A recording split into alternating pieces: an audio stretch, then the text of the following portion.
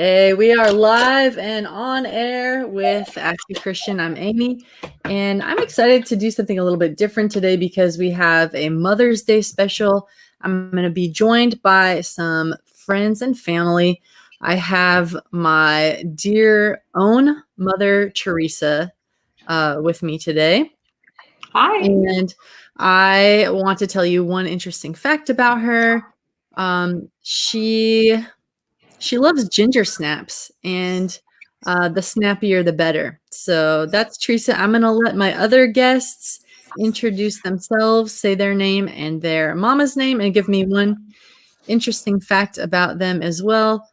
Here we go. Hi, I'm Tim. I'm going to introduce my mother, Frida. Yeah, Frida was the baby of the family, just like I am, and grew up in the Midwest, the beautiful Midwest, during a time of crisis, kind of not too unlike what we're going through now. Excellent. All right. And our final duo today is...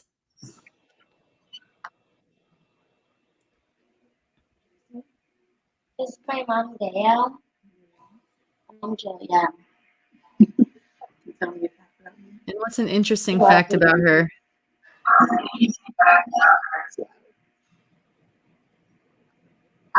My mom was reading books. She was reading a book? Okay, well, we're going to talk about that book a little bit later. We're having a little bit slow feed on that one.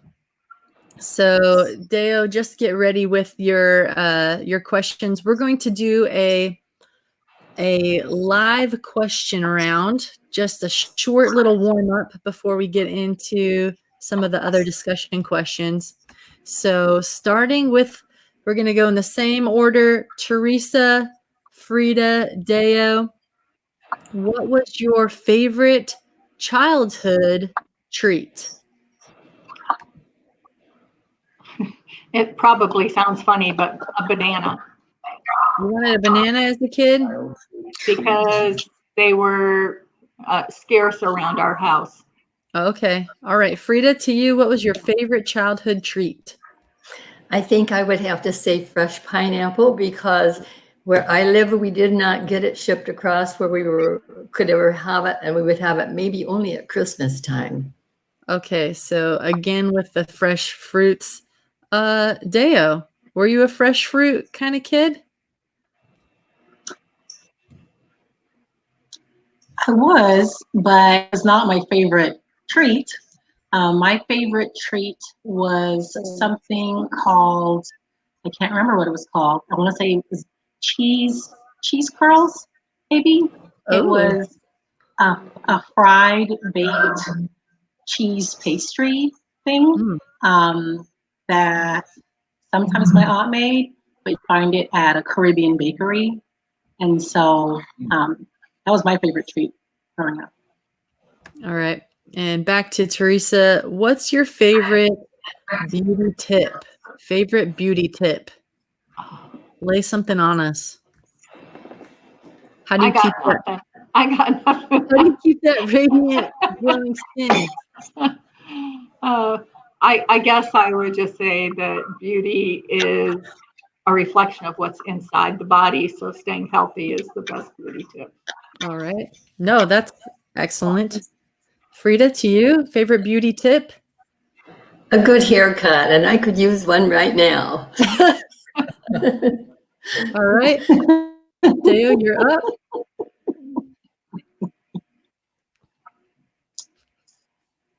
Favorite beauty tip. If it makes you late in the morning, it's not really necessary. Oh, That's my agree. beauty tip. I love it. All right. And then final warm-up question. What's the worst job that you've ever had? Worst what? Job. Oh. So my worst job was the worst because of the people, not because of the job itself. And so I won't mention the company I worked for. but Right.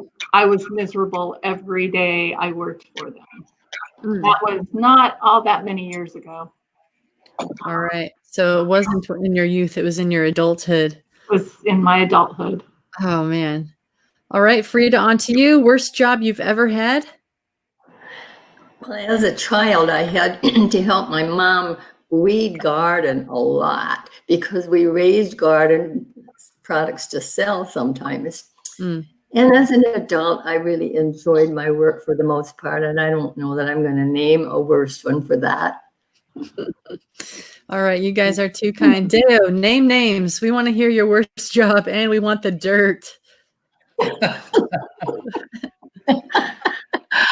My worst job was my first job at Academy, and I was too young to work. So I worked grounds, and which was pulling weeds and picking up trash, and it was hot in Florida. Mm. That was my worst job. All right. All right. I just want to pause for a second and thank those of you who are watching and joining us. And also want to thank a couple of new subscribers, Omar Fa and Joy Hickey on YouTube. Thank you so much for joining us. Throughout this broadcast, we just want to encourage you to be with your own mother or mother figure in your life. We know that mothers come in all shapes, sizes, and colors.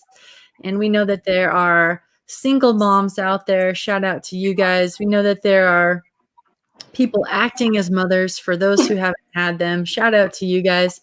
And we know there are stepmoms of all kinds of varieties. We know that the wicked ones aren't watching today. And I just want to thank those of you who have tuned in now or later. Thank you so much for being a mom to somebody and appreciating your own mom. We celebrate you and we thank you for the work that you're doing in raising kids with character.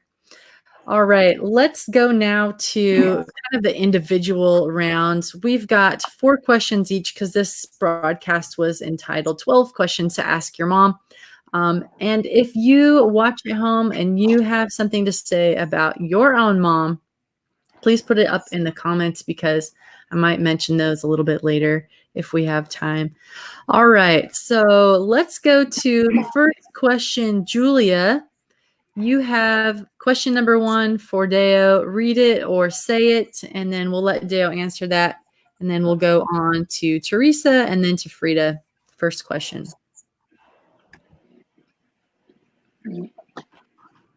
Tell me about craft or activity you enjoy doing as a kid that people don't seem to do anymore. Okay, a craft or activity as a kid that I enjoyed was probably double dutch. We played that on the playground at school, and I don't see it a lot anymore. I know people still jump rope, but I don't see a whole lot of double dutch going on, at least not in schoolyards. And so, yeah. All right, let's petition to bring it back. Thank you. Teresa, your first question is, what are some philosophies or life lessons that your own parents taught you that you have tried to pass on to me? So this was kind of hard because I don't know that it was so much philosophies of life or life lessons, but maybe more the values. I grew up, I was the youngest of 6 children, and my dad was, he worked with heavy equipment, and my mom ran our 32-acre farm, and she was, we considered her the resident slave driver because there was always something to do on the farm. And so my mom taught me the value of hard work, I would say. And my dad worked hard all week, but on the weekends, he really liked to have friends over. And so he was the person in our household that was hospitable, and he was also very generous. So I would say, the value of hard work and to be generous. Awesome. Thank you so much.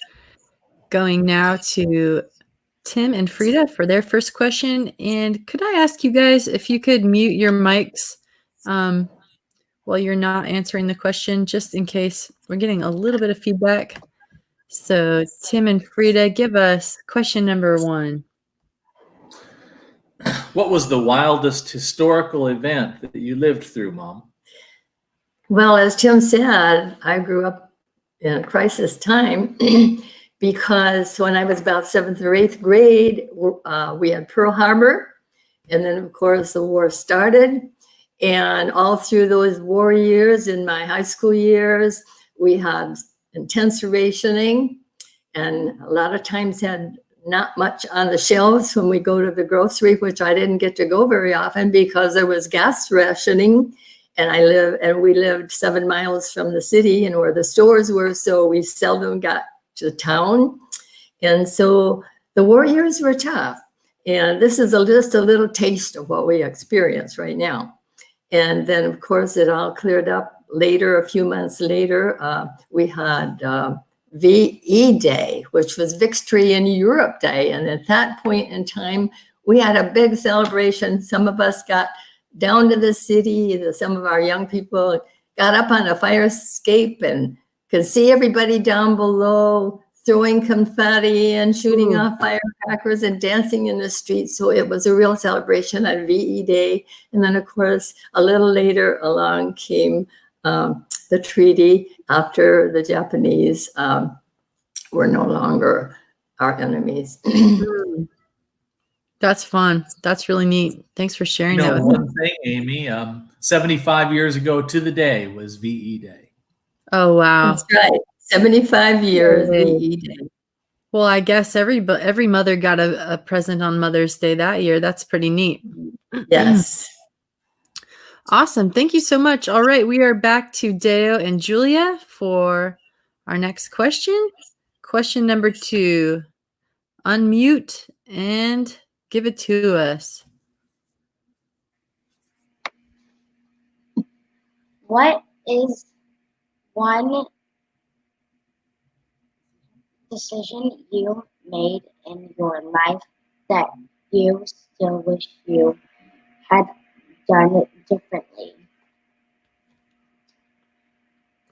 Well, there are a lot of decisions in my life that I wish I had done differently. And I will say that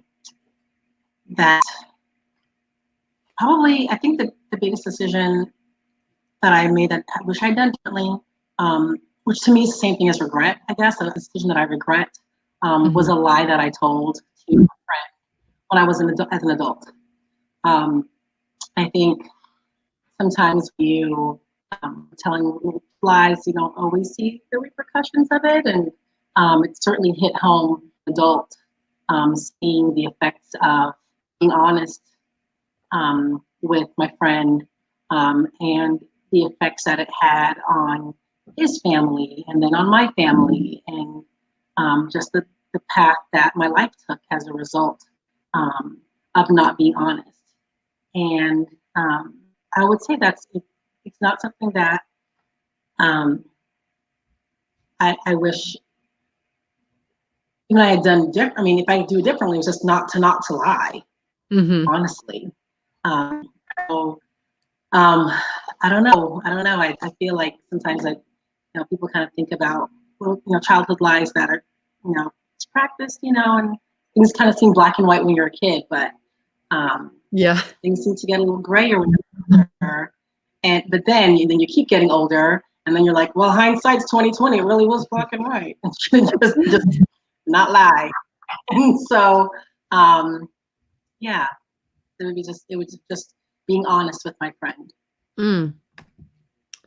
Thank you so much for that authenticity. I think that's something that I want to practice And I appreciate you saying that out loud. I love that Julia's there with you in the room, hearing it, wanting to, emulate you. So thanks for that. Yeah, you're right. Sometimes you think you're sparing feelings or, it'll be an easy out, and it doesn't end up being that way, even as an adult. All right, Teresa, it's time for you to get real as well. Tell me about what your hardest breakup was like. Well, this would have been over 50 years ago, so the emotions are definitely healed. But I dated a guy named Tim in high school, and he was not a very goal-oriented guy. He wasn't the kind of person that I ever thought I would marry, but I kind of felt like I needed to try to help him be a better person. I guess I felt like I needed to save him somehow. And so we dated for a long time. And when I graduated from high school, I knew that I was going to be going to college, and I didn't think he had any plans to go to college, or not many plans to do anything, I'm afraid. But it was hard to break up because I worried about him. I wasn't all torn up myself. I was looking forward to college, but it was kind of hard to just say I'm probably never going to see this guy again. So, well, I won't dig too deep into it, but did you see him again? No, I never did. No, and I heard, I guess it's been about 4 or 5 years ago, he died, and so I never saw him again. Wow. Yes. So sometimes the breaking up is hard on the person doing the breaking too. All right, on to Frida and Tim for your next question. Yeah, Mom, name a couple of non-familiar, non-family role models growing up, and help me understand why they were so influential on you. Well, actually, as I said, I had to spend a lot of time with my family, not a lot of going other places. But I was going to a little rural, one room, one teacher school from first grade through the 8th grade. And I would say that my 2 or 3 earliest teachers were extremely influential for me. As most children, I really admired them and loved them. And in that 8th grade setting, we had to learn to get along with all ages. We played together, we did things together. Various cultures were represented in our school. And there were just a lot of good things about that little 8th grade school. And in my 1st and 2nd grade years, I really admired those teachers, everything about them. Not only were they beautiful, but they were so kind and so sweet to us little ones. Wow. Shout out to the teachers. That's awesome. All right, back to Deo and Julia. Tell me about your question number 3, Julia.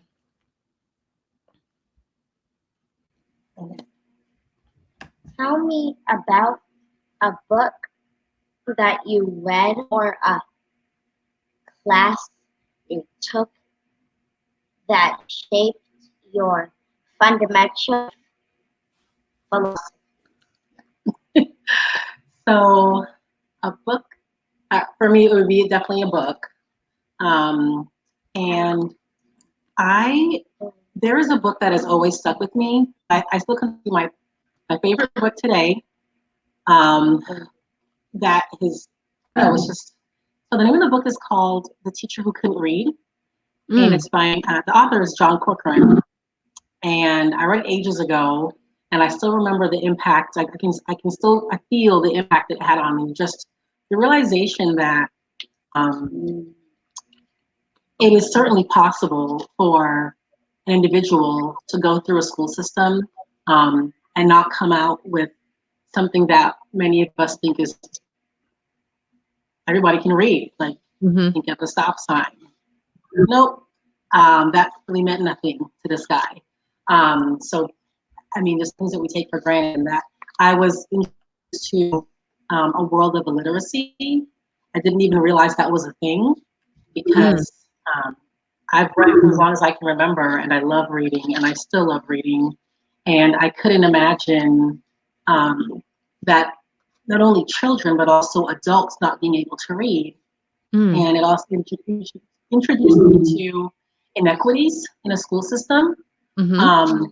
and some of the helplessness that are sometimes helplessness on the part of the family or the children or the teachers in a school or even the administrators in a school, and the roles that those play, and just but it also, I was also impressed by how this man wanted to be a teacher, that he found ways, even as an illiterate adult, to be able to read and Mhm. and teach. And that was amazing. He didn't truly learn to read until he was an adult. It kind of talks a little bit about, I believe it was Nancy Reagan, her literacy program in schools, and so anyhow, that just it changed my life, just understanding that what a gift reading is, and really I feel like at any level, and that is something that I feel is cross-cultural. Doesn't matter where you are. I think just the ability to read is powerful. It can change your life, and it was an influencing for me as far as deciding to return to. Yeah, that sounds really inspiring. Thanks for sharing that. All right, Teresa, what have been your biggest worries or insecurities in life, and how have you overcome them? Well, I'm not sure that I have overcome them all, and they certainly are not all in the past. But I think when I was reading this question, a couple things came to mind from my growing up years. I think some concerns I had as a young person had to do with our family being poor, and also that was related to the fact that my parents argued a lot, particularly at tax time. And so I remember as a kid thinking that I did not want to grow up and be poor. And I also had heard my mom and dad argue a lot about not just religion per se, but my mom wanted to take my brothers to church, and my dad forbade it. He said that he didn't want his sons to become sissies. Oh, wow. So one of the decisions I made at a young age was to be able to get a job that I could provide for myself, and also I made sounds funny now.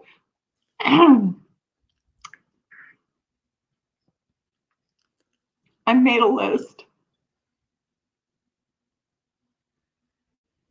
I told Amy this would happen. You guys don't know that I invited my mom on here.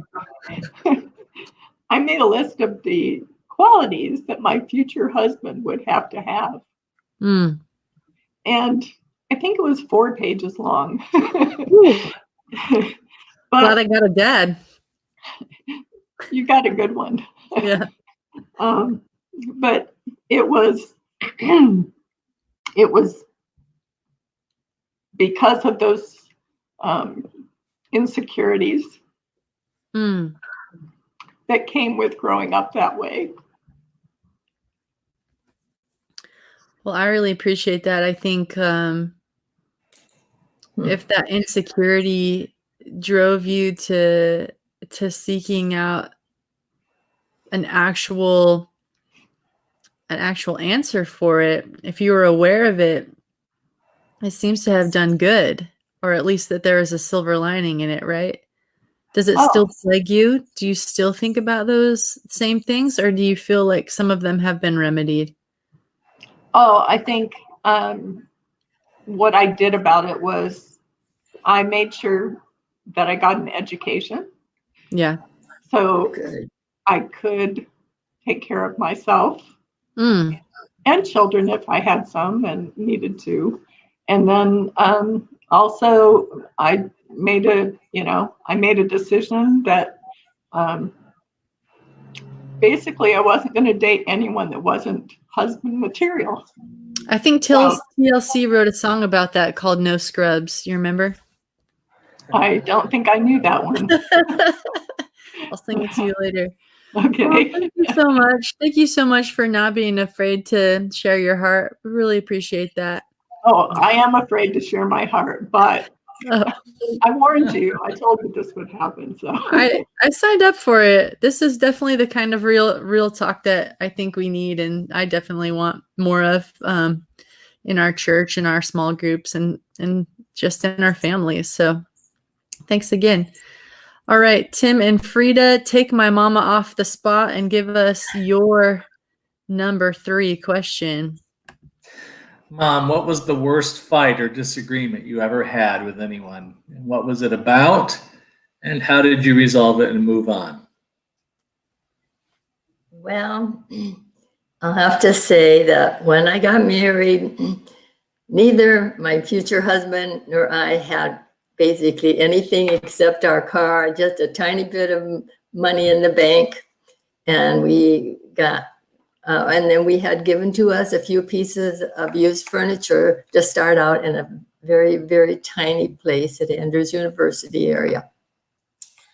But as time went on, it didn't take me so long after leaving school premises and going out on our own after we were able to get in a bigger location. I discovered that though I hadn't known it, my husband was pretty much of a pack rat. Ooh. He was one who was a do-it-yourself person, a mechanic. He could do carpenter work. He could do mechanical work and plumbing, you name it. He had talent and skill that way.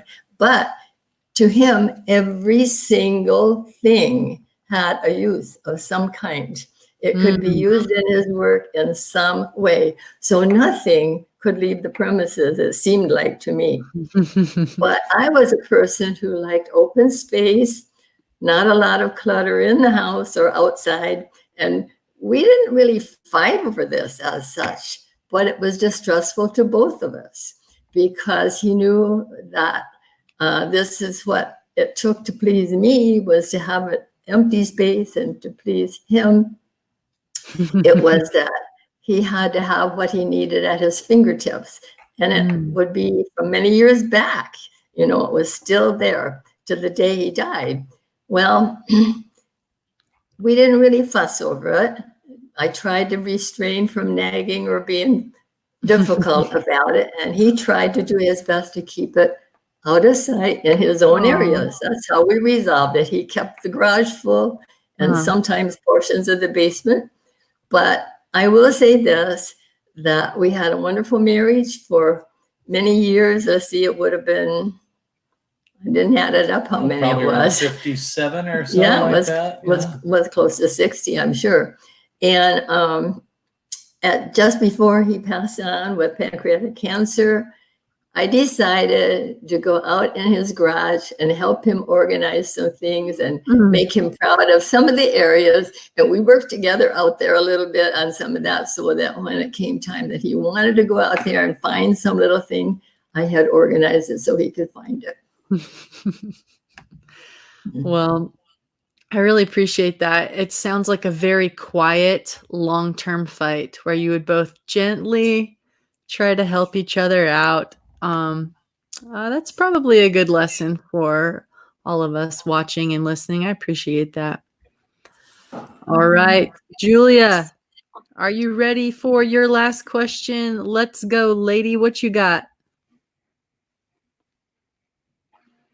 What is something that you have had to do or give up to make sure I am getting a clear picture of God? Wow. So I would say that the two biggest things that I would have to have given up or feel like that I'm giving up or sacrificing for her to have a clear picture of God. One would be time. Well, I've had to give up my own preconceived notions of what God is. I'm thankful for my Christian upbringing, but sometimes, I think with childhood perspective, sometimes that comes with a certain picture of what God is. And some of those are, I guess, where you happen to be developmentally. And in a perfect world, that perspective is shaped into what true, and sometimes it's not. And so just because every person is different and their journey is different. And so I had to reevaluate my own perception of God.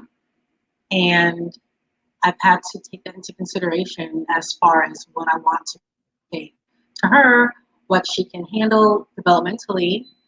But it takes a lot of time to even just the mental exhaustion about trying to think ahead as far as,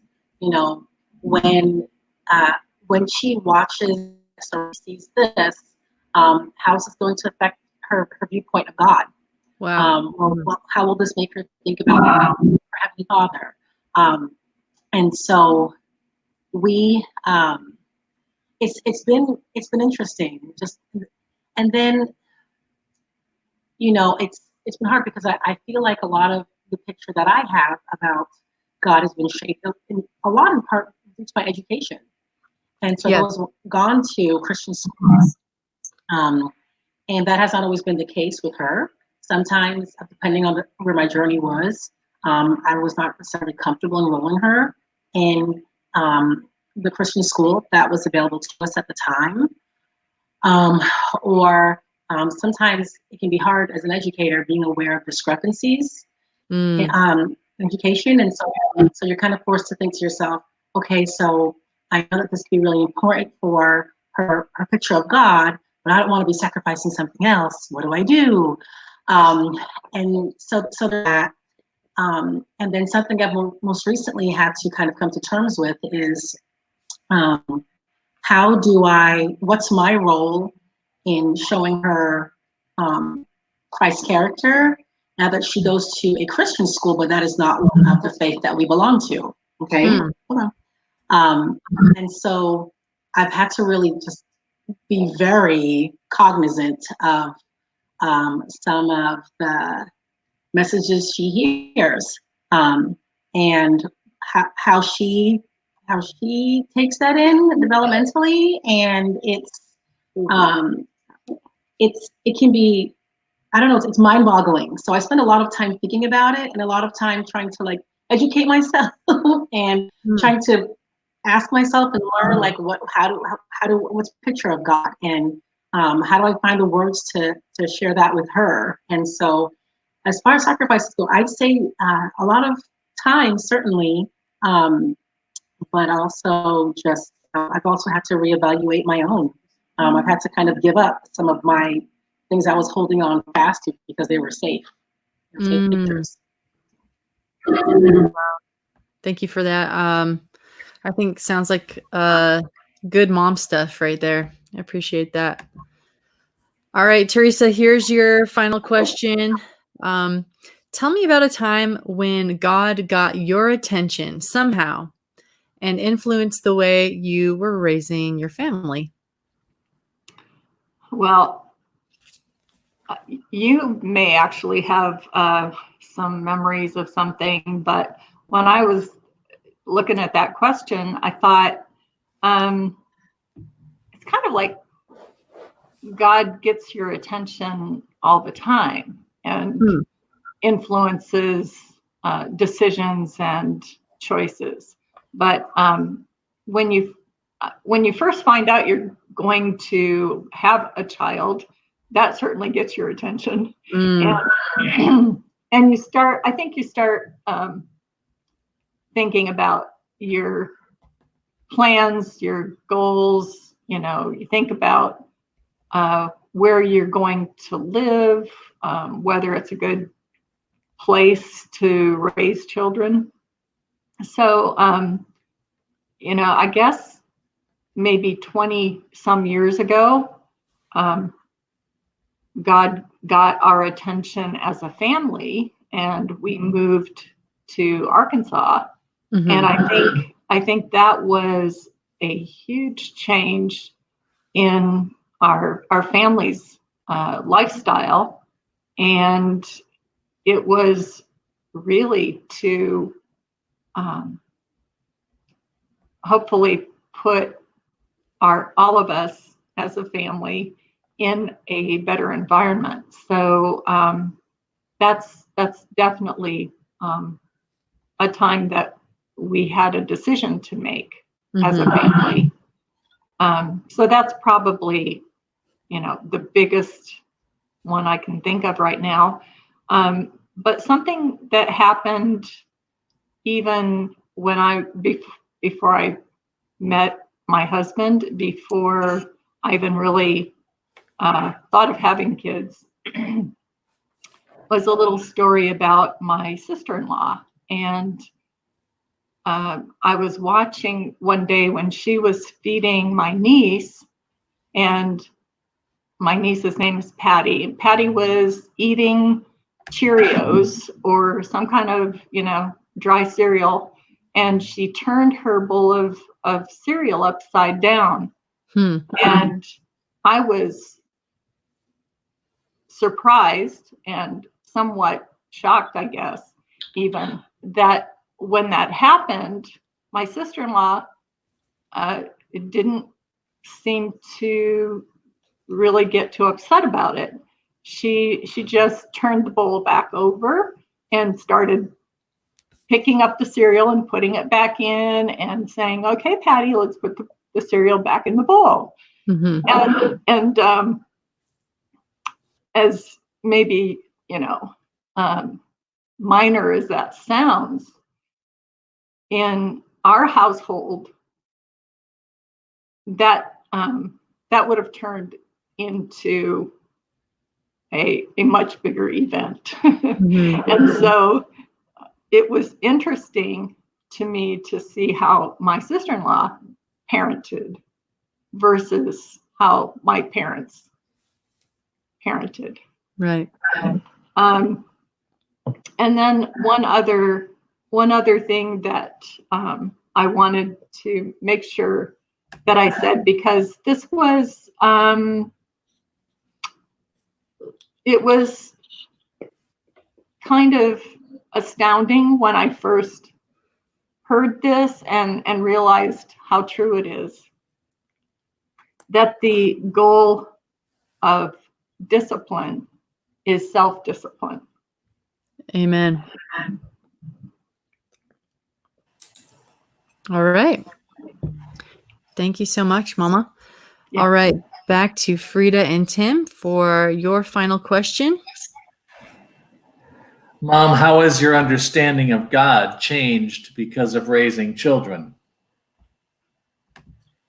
Well, I think that every parent has a little piece of what God has given them of his kind of love.